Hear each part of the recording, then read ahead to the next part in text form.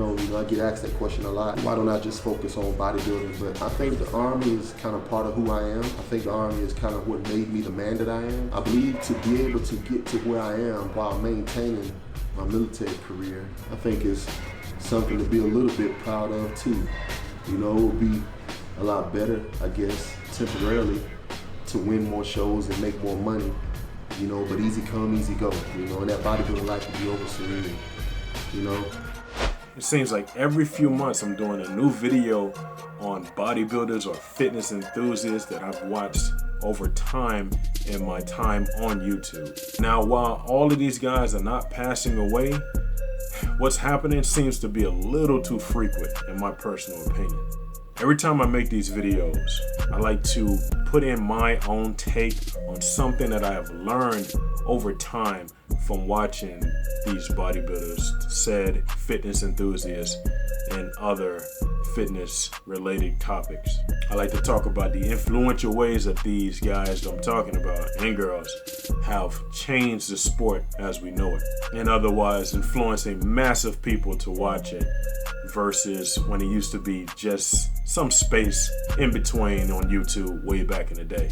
And when I say way back in the day, I mean over 10 years ago. So when I talked about Kai Green, I talked about things I learned from Kai Green that I use to this day when it comes to wearing hoodies in the gym, just getting away from a lot of the distractions that will come if you decide to show off, or if you look a certain way, you're gonna get a lot of people coming to you like, hey man, how much do you bench? What do you do? What's your workout? Distracting away from what you're gonna be trying to accomplish. When I talked about Phil Heath, I talked about how you reach a goal, but you don't stop striving even though you reached it, because that's what a lot of people do. They get to the goal and then they stop. If you want to keep that greatness, you have to keep achieving and keep reaching for the next goal to stay at the top of your game. When I talked about Boston Lloyd, I talk about the high risk versus high reward factor, and how sometimes achieving your goal too quickly or wanting to go too quickly will make you do desperate things to achieve it, and you get a lot of accolades, but it's extremely short-lived.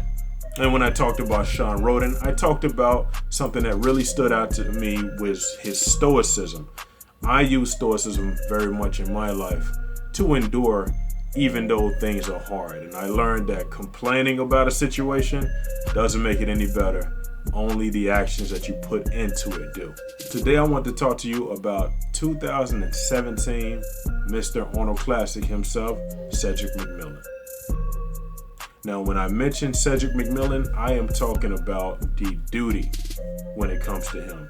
Whether he was training for the Mr. Olympia, whether he was getting ready for an Arnold Classic, or any of the pro shows like the New York Pro or anything, he had duties to fulfill, being that he was enlisted into the Army and had to put his duty of serving his country first. And he talked about it in the video where he would be able to train, but he also had to serve his military time while he was in the States or when the shows were over and things of that nature. So once I finally get some time at home, of course, I got to make up all my military duty time. So I'm on orders now until I leave to go to Vegas. So I'm back to my normal schedule where I, go to work. Which is an admirable thing, because a lot of us, the minute that we see a little money or something changes within our lifetime, we are quickly to give up the thing that got us there in the first place. And I think if you give up the staples, a lot of times you lose yourself in what you're trying to accomplish, and you don't think about the things or the people that got you there, and that's where duty comes into play. Now, I wanted to go ahead and show you that even in his Army fatigue, camo and everything, he was still a very, very hard worker, very dedicated to the gym, doing what he needed to do, had a lot of people looking for him and looking up to him for advice, and he stood his guns. He never dropped the military. He always bodybuilded, always made the shows, always did what he needed to do to become the better version of himself. And this is a side note, but I wanted to talk about his camaraderie when he was on stage as well. That was a really cool thing to see him on stage when he finally won the 2017 Mr. Arnold Classic. And when he went up and he talked, he didn't just make it all about himself. He brought all the guys to the front of the stage to talk to Arnold with him. Even though he did the speaking, he wanted to show the camaraderie between them, and that even though he won, it wasn't a situation where he needed to push everybody to the side and be a complete a-hole about anything. He just did what he needed to do.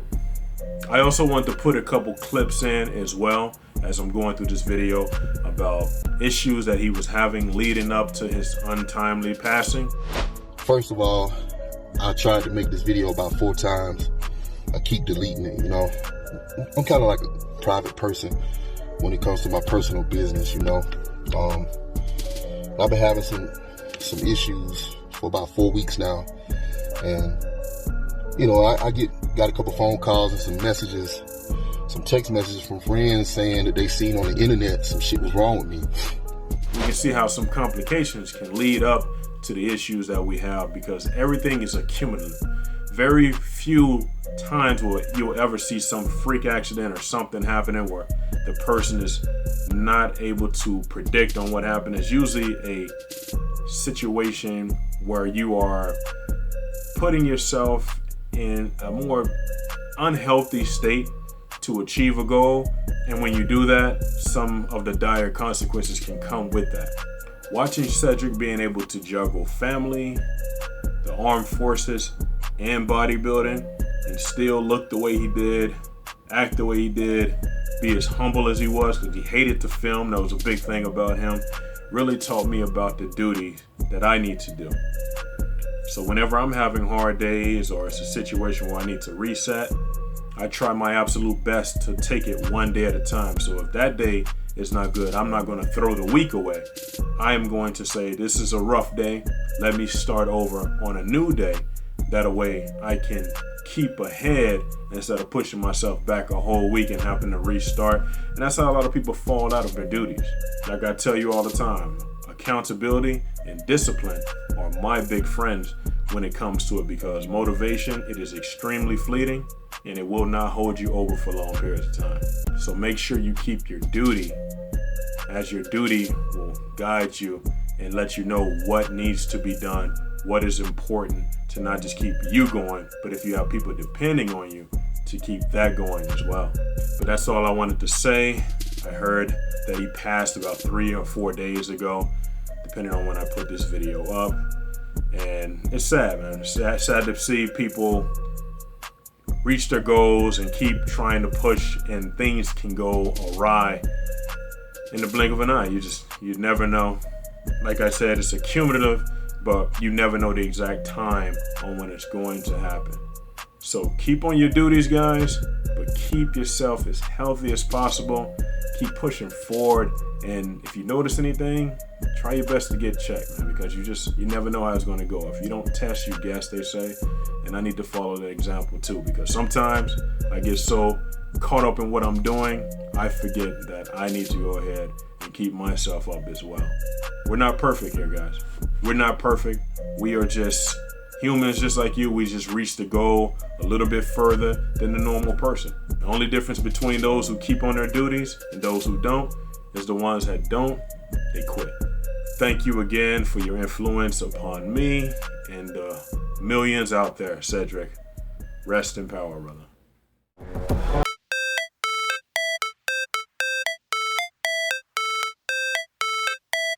How it's supposed to feel.